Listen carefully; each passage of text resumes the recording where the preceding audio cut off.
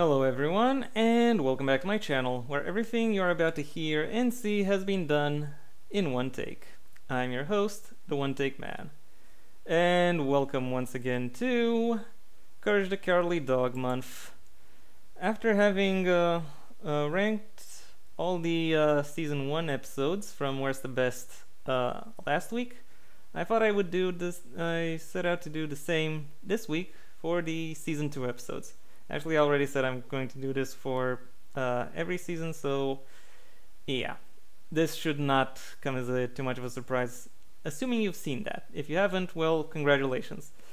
Well, first of all, welcome here. Second of all, I hope you like it.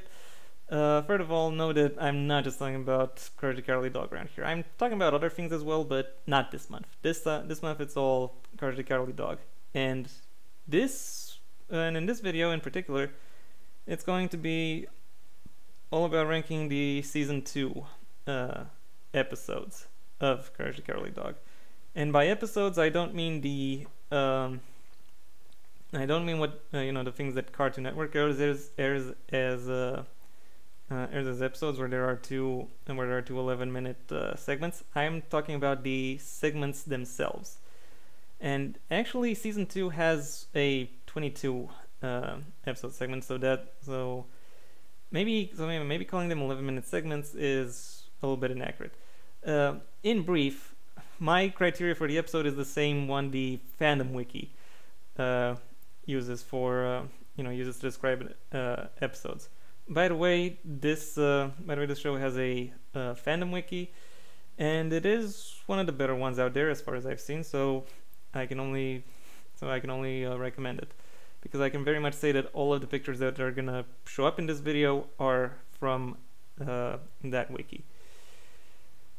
Anyway, moving ahead, this should be easier than last week. First of all, I already have a little bit of practice with the topic. Second of all, I only have 25 episodes to rank.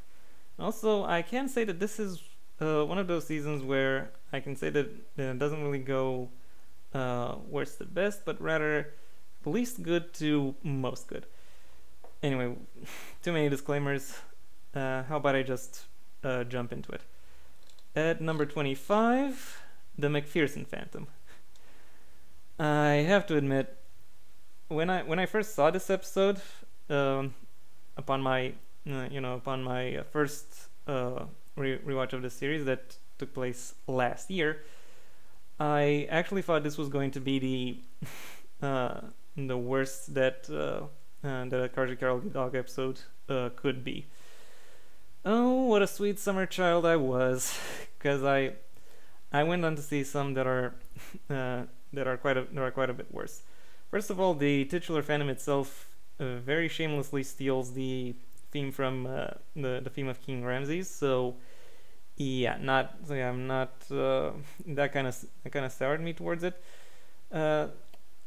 Secondly, even if that didn't sour you towards it, the actual plot of this episode focuses on building a conflict between Eustace and Muriel, and I'm like, was that really the best thing you could do? Was that really worth spending an episode on?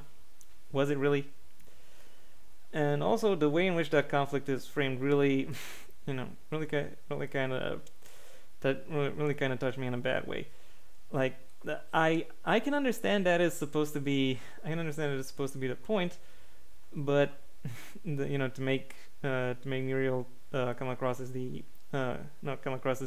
worst one, even though Muriel by no definition fits that. But even assuming that were the case, it could have been done, I don't know, in some other way. And then you reach the end of the episode and you're like, oh wait, Muriel is actually the fall guy for Eustace's mother. Like, really?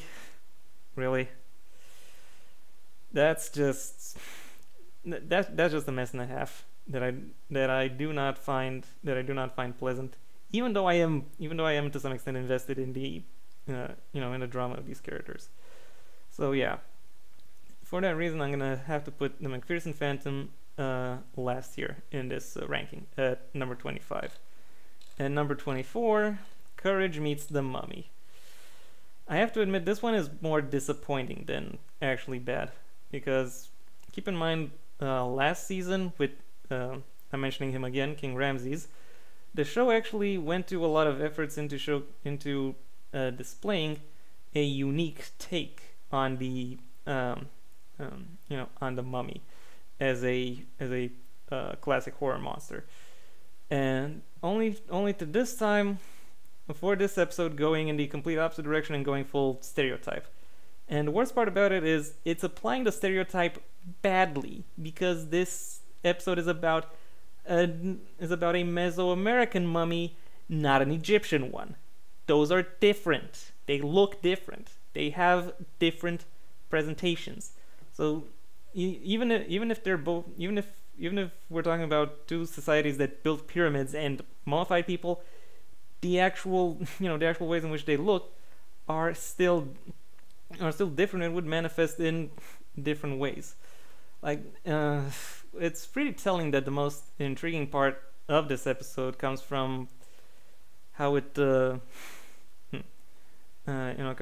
from the ways in which the mummy made its way towards the back farm, because there isn't really a lot else about this episode that is really compelling, aside from the fact that it, and also not to mention, it does the same thing that the kind of the 1999 mummy movie did, which is assume mummification is a punishment. It wasn't.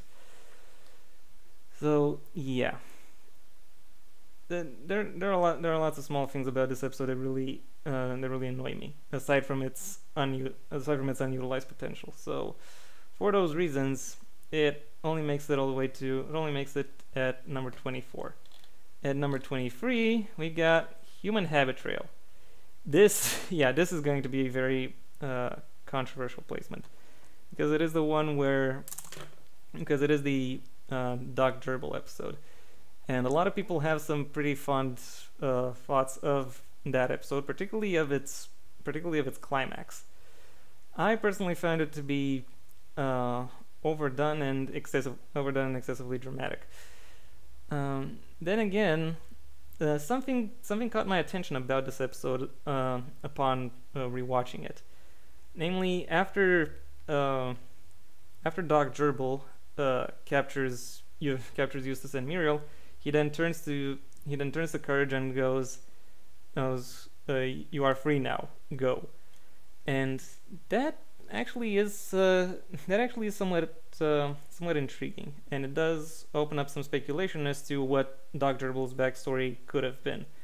Maybe he was a pet gerbil who was experimented on by his owner, and then at some point the owner either passed away, or Doc Gerbil managed to overcome him, and ever since, because that owner would have also happened to be a mad scientist, Doc Gerbil uses a lot of his technology in order to find new ways to catch people and experiment on them with various products, in a way reversing what has been done to him.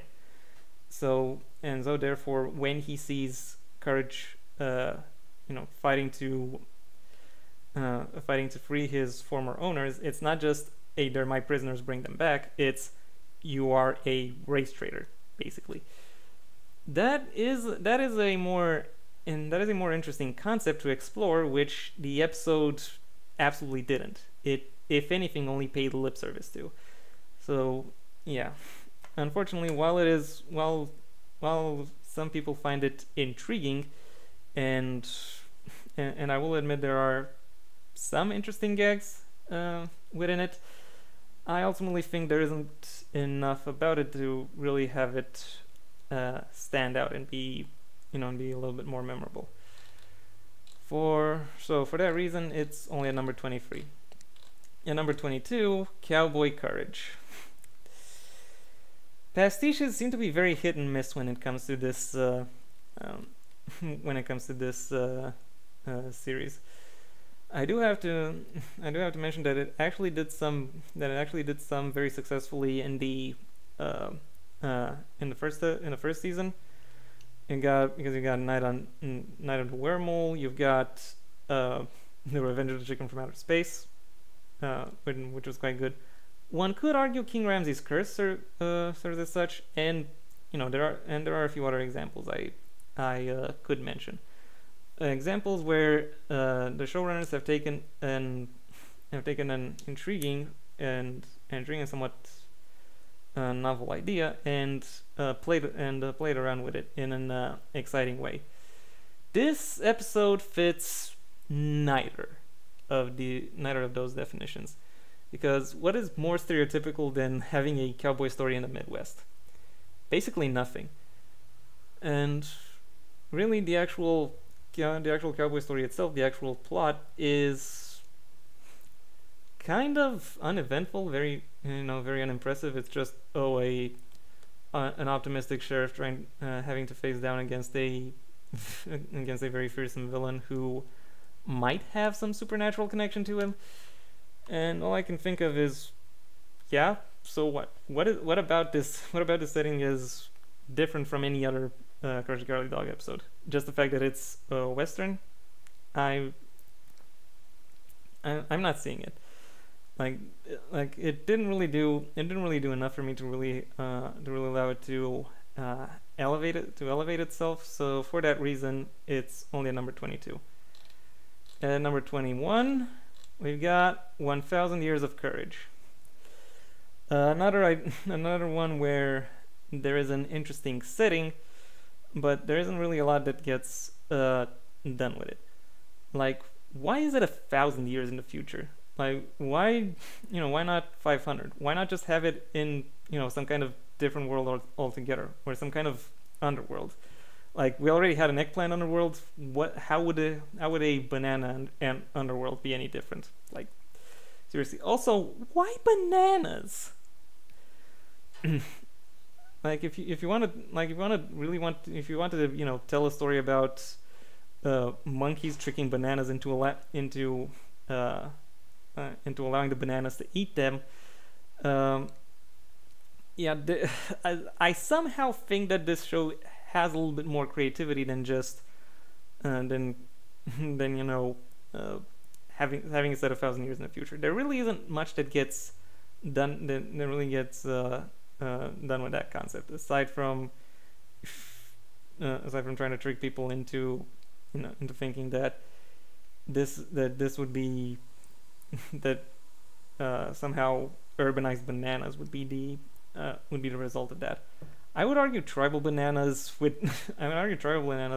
congregating at a temple and stuff like that would make for a more intriguing episode. So yeah, unfortunately, this is another one where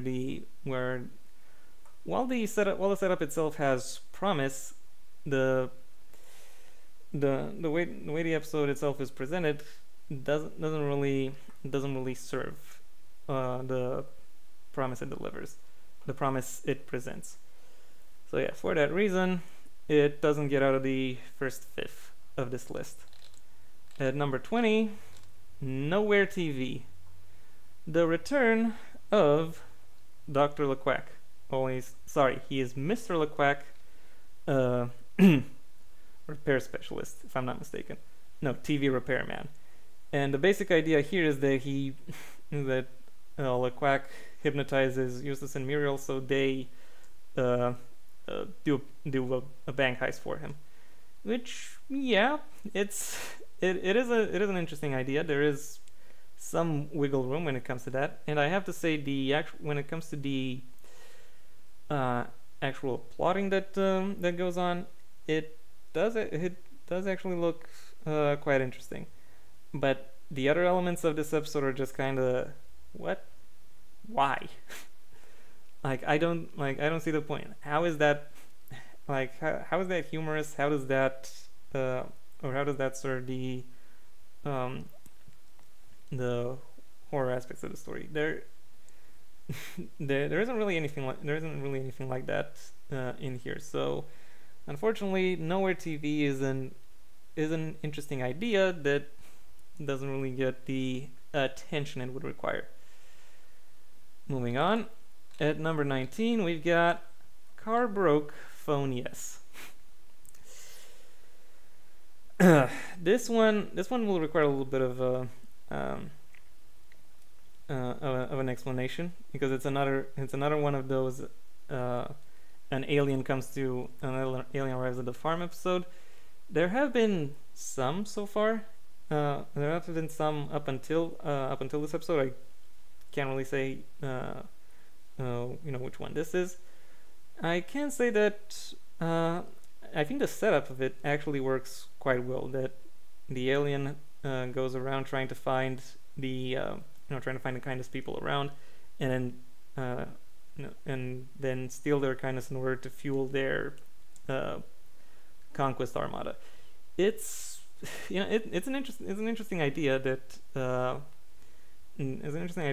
I think plays quite well with the reversal of stakes. What I particularly find interesting is just how Muriel changes once her compassion is taken out of her.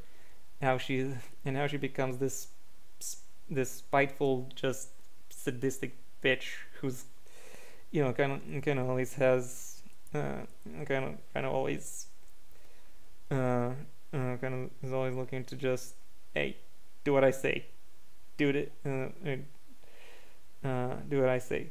You're an idiot. And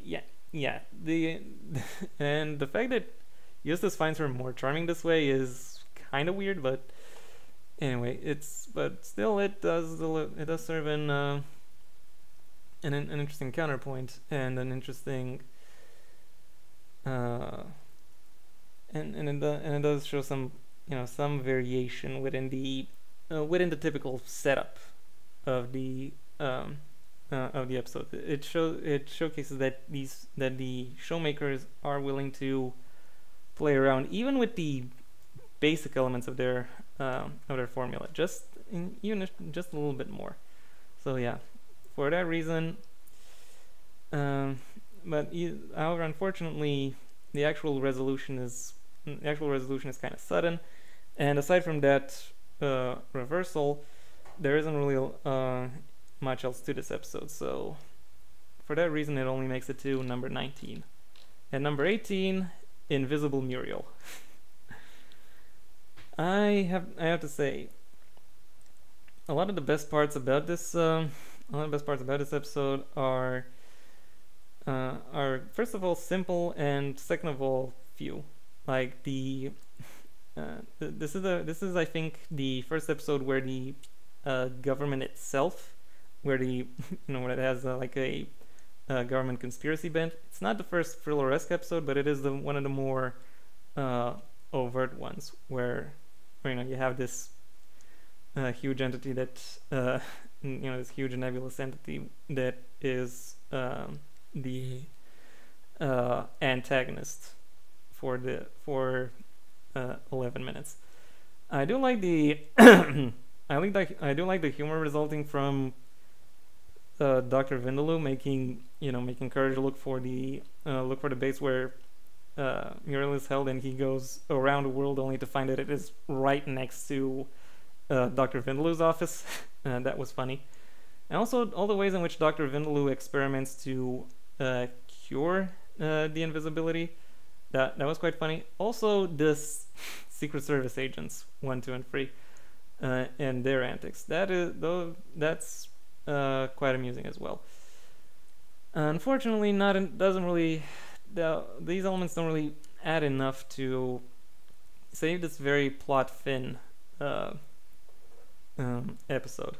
So for that reason, this only makes it to number 18. At number 17, we've got Serpent of Evil River. This is not the first episode, if I'm not mistaken. This is not the first episode that that is based on a subversion of the real monster isn't the the thing that's hunted. It's something else. But it does represent one of the more one of the more overt and intriguing ones. There you've got a captain who has his Ahab on and tries to capture Carmen, who only wants to listen to and perform music. And I have to say that that reversal is interesting. The dynamics surrounding the captain is also somewhat interesting. But overall, for the most part, this episode is really built entirely around that reveal and around that moment where Courage himself sets out to protect the the monster from the captain. And the thing is, the build up to that point is kind of slim and kind of doesn't, and I kind of think it's kind of slim and kind of stretched out throughout throughout an entire episode. There could have been more done to it. Something a little bit more dramatic to really showcase why exactly this why exactly Carmen was feared to any extent. So yeah, well, it has good moments, and that's all it has. So and Carmen herself has an interesting design that also helps elevate this episode past some of the previous ones, up all the way up to number 17. At number 16, we've got the Forbidden Hat of Gold.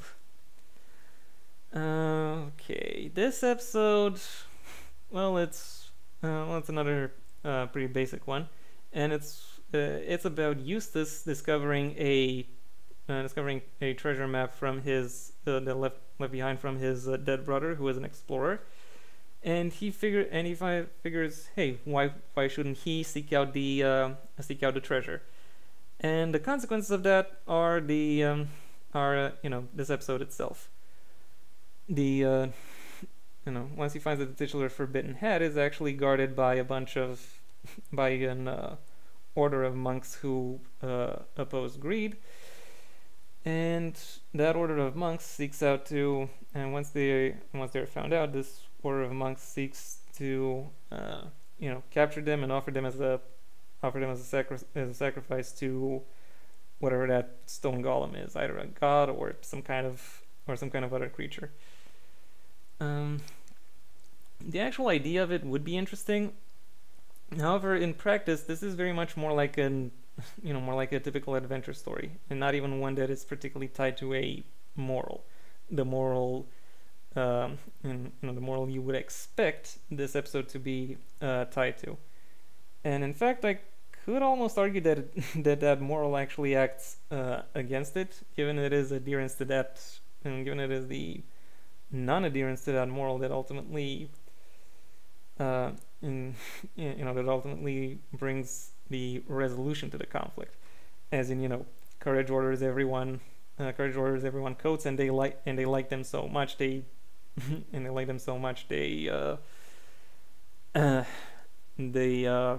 whole complex around them collapses, which is, I have to say, kind of bullshit.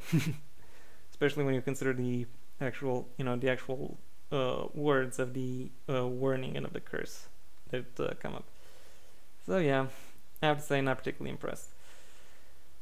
Moving on, number 15, we've got Bad Hair Day.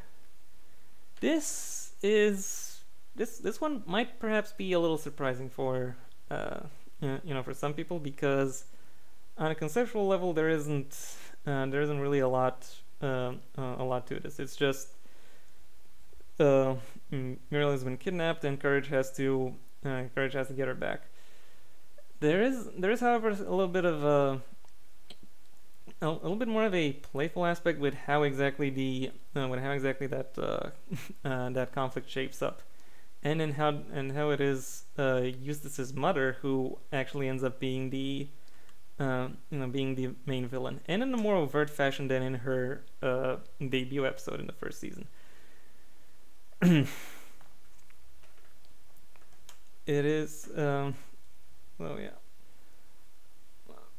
Once you go beyond that, initial premise, however, and you see that a lot of this episode is basically just once again another chase. While it is done well, it doesn't really serve a grander narrative example or presentation. So I guess for that reason, Bad Hair Day, while it does toy around with some interesting ideas and I enjoyed the plotting, it only makes it to number 15. At number 14, we've got Evil Weevil. Something I haven't talked about at all so far are actually the title cards, which for the most part have gotten quite a bit better. I particularly want to shout out the title card for this episode, which is based on a 19th century illustration called God of Insects. I'm not exactly sure what that looks like, but I have been told on pretty good authority that that's the case. Also, in case you're wondering, this silhouette is of the titular Weevil. And that being said, okay, and now that that's out of the way, what else can I say about it? Well, a lot of the conflict stems from the villain and from how he presents himself as like nice and serviceable, or nice and friendly and willing to help out around the house, only to ultimately be a parasite and literally draw his draw his energy from the from the people around him. So that's an interesting reversal or subversion of the of a perhaps typical story. I don't know. But beyond that, I don't know. There is enough of a. I don't exactly have anything else to say about that, because there isn't really anything distinctive that this episode does with its horror premise.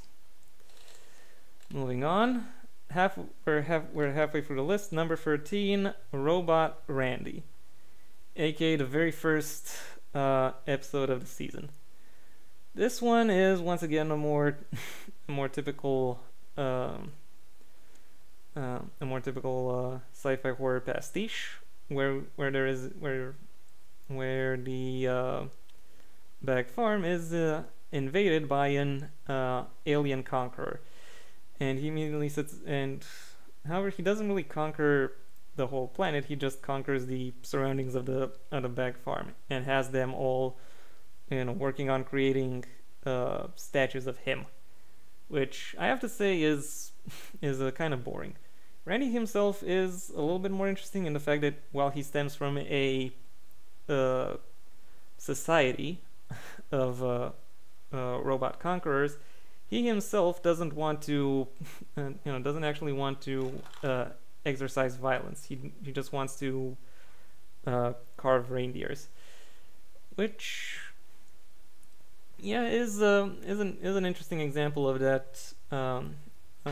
Of some of the things I mentioned earlier about empathy and about being and about being true to yourself and interacting with people in in the best way possible, and why that is important. And while that saves and while it could be said that saves the titular character, it took a while to reach that point, and I'm not exactly sure that everything it took up until then was really worth it to to reach that end point. So for that reason, while an interesting idea, is still resulted in a run-of-the-mill episode. At number 12, we've got Courage the Fly. The best usage of Flight of the Bumblebee in all of fiction, hands down, bar none. And also, I am prepared to argue this is the best pure comedy episode of Courage the Fly, of Courage the Cowardly Dog.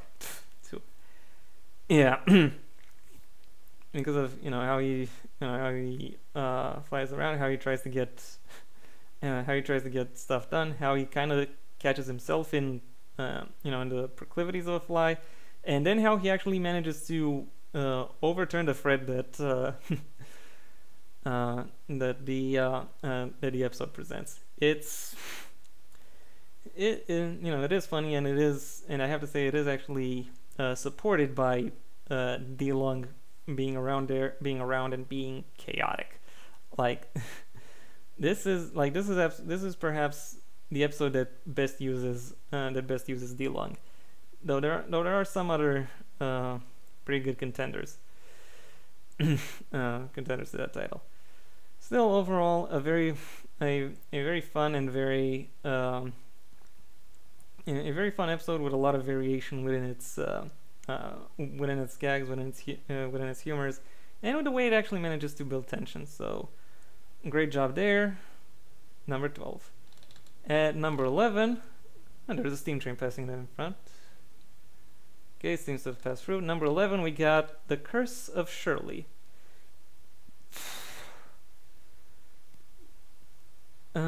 There isn't really much I can say except it's the return of Shirley. The second episode she shows up in. She shows up in 2 more episodes in season 3 and 1 episode in season 4. Anyway, what is it that distinguishes this episode? Well, she shows up at the Bag Farm in a way to challenge them to be generous, and it's a challenge that Eustace fails miserably, and therefore gets cursed. The episode does a great job at exploring the ramifications of the curse and what it is that they bring to the Bag household. Nevertheless, the moment that really helps, the moment that really elevates this episode comes right at the end, when as Shirley says, the farmer needs to see others as he sees himself, or that Eustace has to see others as he sees himself, and it is that moment that is actually well done, where he sees a young Courage as a younger self, because to some extent that is the case. They are both to some extent victims of abuse, and the curse being lifted when he shows compassion towards who he thinks is a facsimile of his younger self is touching, and it serves a pretty effective narrative purpose. So for that reason, this one makes it to number 11. At number 10, cracking the top 10, we've got Mega Muriel the Magnificent. Can you tell I've been talking all day? This episode does have one of the most interesting uses of Ode to Joy in all of cinema, in all of TV, I have to say.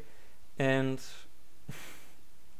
I have to say it is built upon a quite interesting premise, where you have the computer, which Courage has kept relying upon so far to get him out of a lot of trouble, all of a sudden saying, you know what, I can do better, I can do more exciting than all of these fleshy people.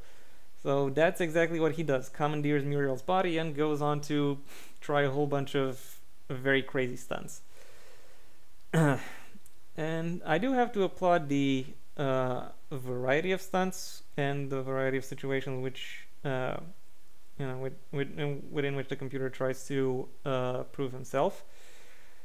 And then by the end of the episode, the computer himself actually uh, maybe not maybe not empathy, but he does get a greater insight into what it actually means to be vulnerable, so to speak, of knowing that he could potentially be wiped out.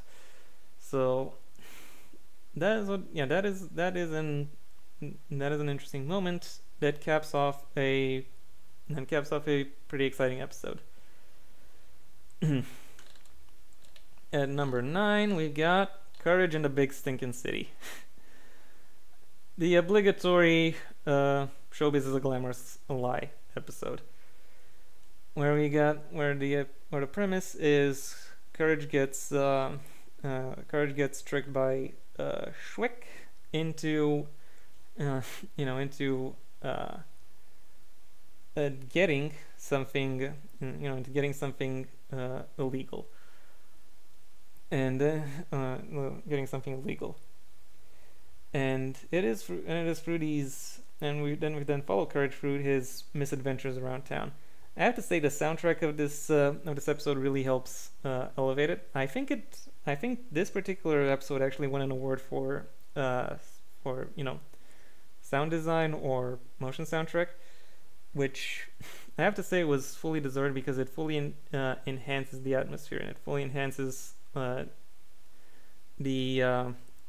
misadventures plot that is going on, with a solid and subtle hint of horror sprinkled throughout. So yeah, that makes I have to say that makes this episode quite memorable, and it just misses out on the first third of the season. At number 8, we've got Cat's Candy.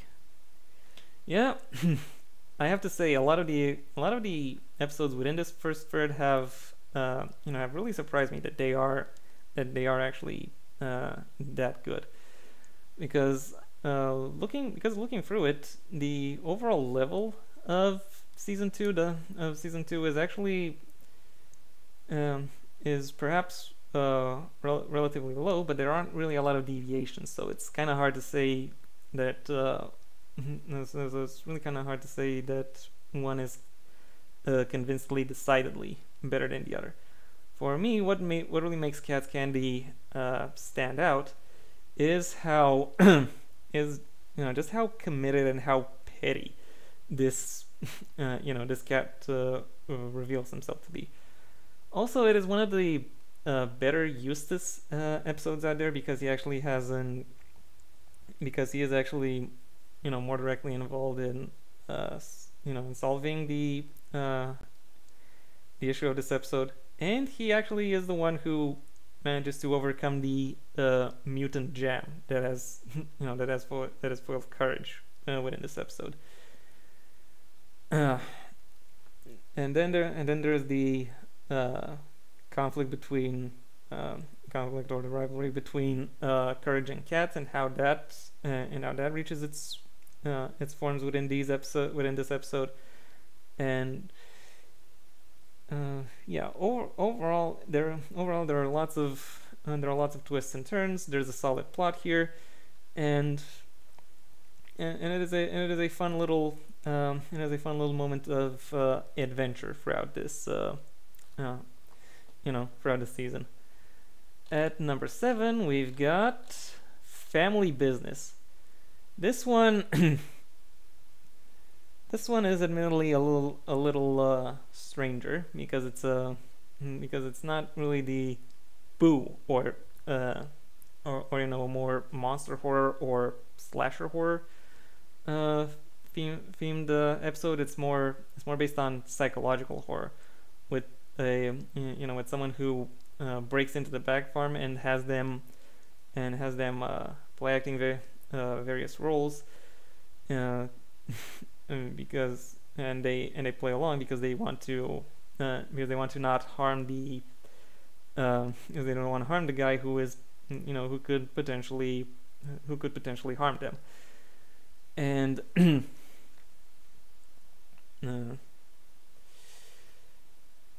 And yeah, but then you see, that the guy himself is not entirely there either, and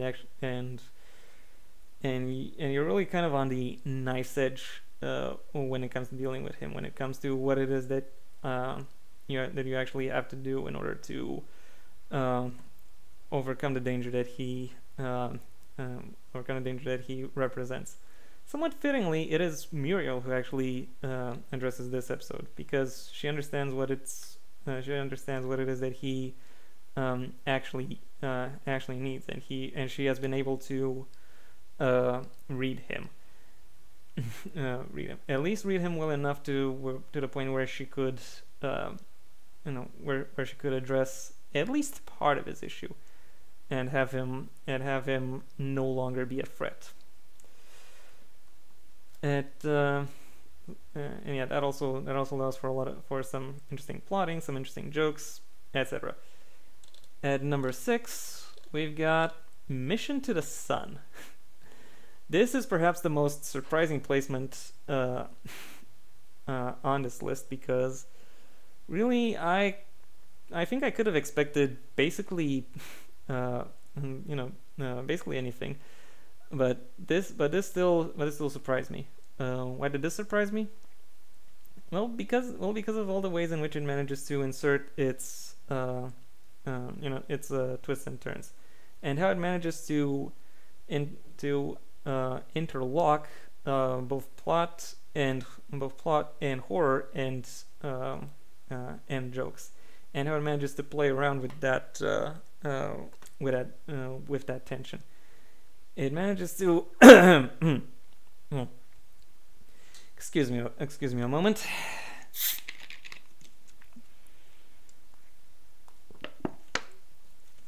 I'm also doing this off the cuff, so that's a thing too to consider. Anyway, that sounds so bad. Anyway, this episode is initially seems like it's just going to be about a cruise. Then it turns out, it's a cruise gone wrong. Oh, there are more things on this cruise that can go wrong, and a lot of those moments where the plot kicks in are interspersed with jokes that actually make sense in context, and that actually help enhance the tension, and make the actual story and the settings involved, and the changing dynamics of the setting somewhat more interesting to follow, and somewhat more particular to look into. And it is just overall a very fun, very exhilarating episode that manages to capture and hold my attention all throughout its run. Again, sorry about that. Moving on, in the final 5th, at number 5, we've got The Sand Whale Strikes. This one was actually very surprising, because I think I'll say this at least one more time. So I hope you're not too upset by that. Because the sand whale really marks a significant turning point. It is another Moby Dick-ish retelling, not just because it features a whale, but because it features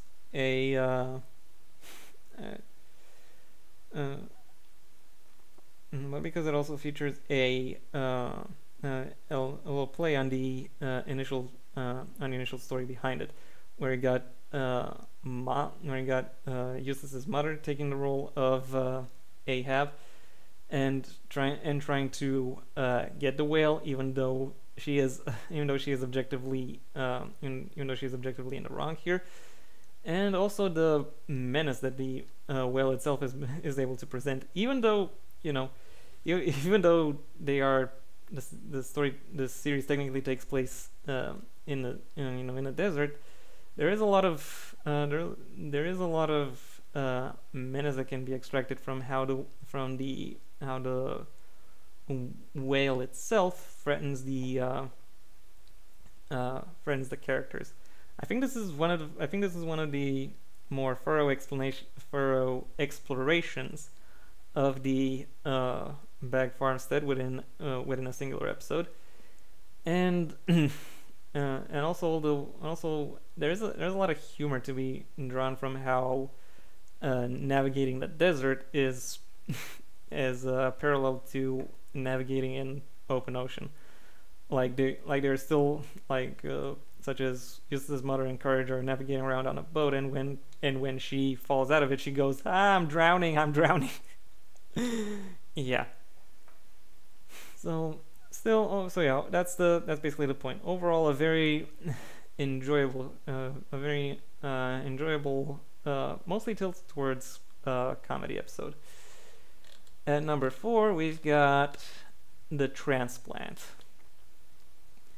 This one is another horror pastiche, this time about a prehistoric / ancient monster who gets brought back to life. The setup for what exactly it is that makes this monster menacing, and then looking into how the monster manifests, or rather how a form of it manifests by taking Eustace over, and and then on the plot escalation that results from that. It all makes the episode itself very quite interesting to follow, and it does and there is a lot of humor in this in the resulting conflict, which ultimately makes the episode itself very enjoyable to watch, especially considering everything that goes into it. At number 3, and bronze medal goes to The Magic Tree of Nowhere. This is hands down the best Eustace episode in the entire series, and it is the ultimate example that Lionel Wilson is the best Eustace voice. I got nothing against Arthur Anderson. He is quite serviceable in the role as well, but he would not be able to pull off this episode. When Lionel Wilson's Eustace prepares to chop down the tree, he really sounds like an angry and bitter old man who is looking forward to loosen all of that anger and shed all of that bitterness with a singular act of Homeric vengeance, like chop, chop, chop, chop, chop, chop, chop. Arthur Anderson, while he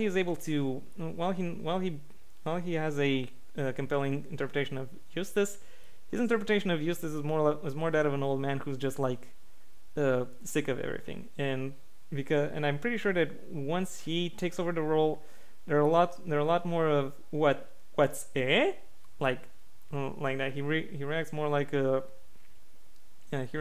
he needs care than he is actually a menace, and he would not be able to pull off this episode. He would go chop, chop, chop, chop, chop, something like that. Whereas with Lionel, it goes chop, chop, chop, chop, chop, chop, chop. It's visceral. It's menacing. It's direct. It's there. It's interesting, and it's interesting, and that very much comes through in that performance, and in how the episode itself is actually put together, and in the changes the tree brings, and in how Eustace himself responds to it. This episode is also noteworthy in the fact that it shows Courage's greatest feat of strength, namely shouting so loud it shatters the sun, and he actually cries, which is, I think, the only episode where he does that. So there is a lot to be said about the impact that the that the events of this episode have, and all of that absolutely shines through. So it is a very simple episode conceptually, but there is a lot going on under the hood. A lot about it really helps really helps flesh out what it is that makes these participants interesting. At number 2, we've got The House of Discontent, Courage's attempt at gothic horror. And I have to say, it is very much an attempt crowned by success. Because this episode takes place more or less when the harvest moon comes in, and because the bag farm hasn't grown anything, then the spirit of the harvest moon shows up and starts tormenting them. And first of all, the setup that is necessary to say this is interesting. The manifestations of how the the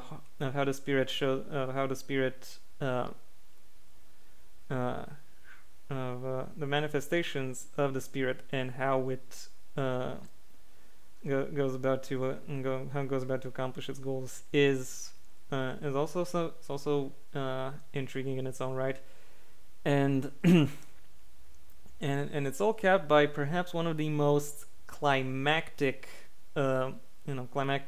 endings of the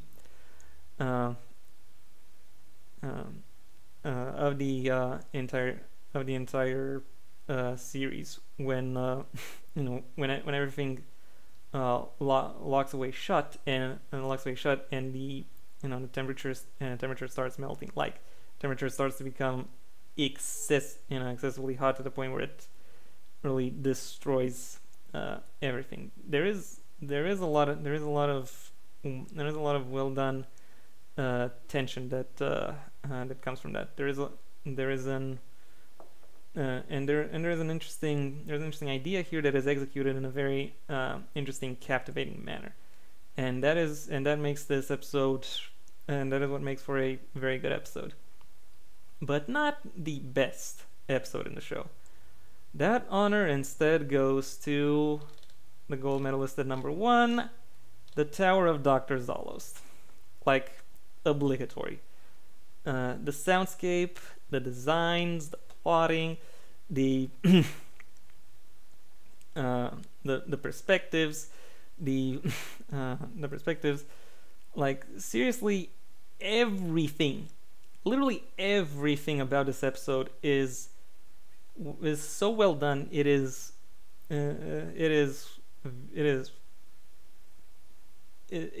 just captivating. It is fascinating television. Like, even among the best episodes of Courage the Cowardly Dog, this still stands maybe not head and shoulders, but at least half a head above anything else that has been put out. I should also perhaps note that this is the first appearance of the actual town of Nowhere, which has been mentioned, but it is only now that it shows up, and I have to say, the way in which the conflict evolves, manifests, all of that really really helps capture the attention and the investment of viewers, to the point where they really want to see what's going to go down, and how exactly the various developments are are going to unfold. And that is exactly what they got over the course of this episode. One of the most exciting and thrilling 22-minute segments that have ever been put to film. And that's what makes The Tower of Dr. Zalost best episode of season 2. And that was my video ranking all of the season 2 episodes. Thank you for your attention. If you've if you enjoyed this video, which I assume you did, otherwise you probably wouldn't have stuck around for this long, well then please leave a like, or please like the video, and maybe even share it wherever you think other people will also like the video. If there is anything you'd like to add to anything I just said, or to any of these individual episodes, that's what the comment section is for. And if you want to see when my next video gets released, well then please subscribe, and ideally also ring the bell or do whatever else YouTube will ask of you in order to keep you notified. I also have a main channel where I talk about book-related and literature topics, a link to which you can find in the description down below, right past my social media links, which I also suggest you check out should you choose to. Additionally, you now have the option of going through to my Patreon as well, in case you want to support me more directly, and depending on the tier at which you choose to support, you could also get various perks, such as early access to my videos and scripts, both for this channel and the aforementioned main one. Until next time, I have been the One Take Man.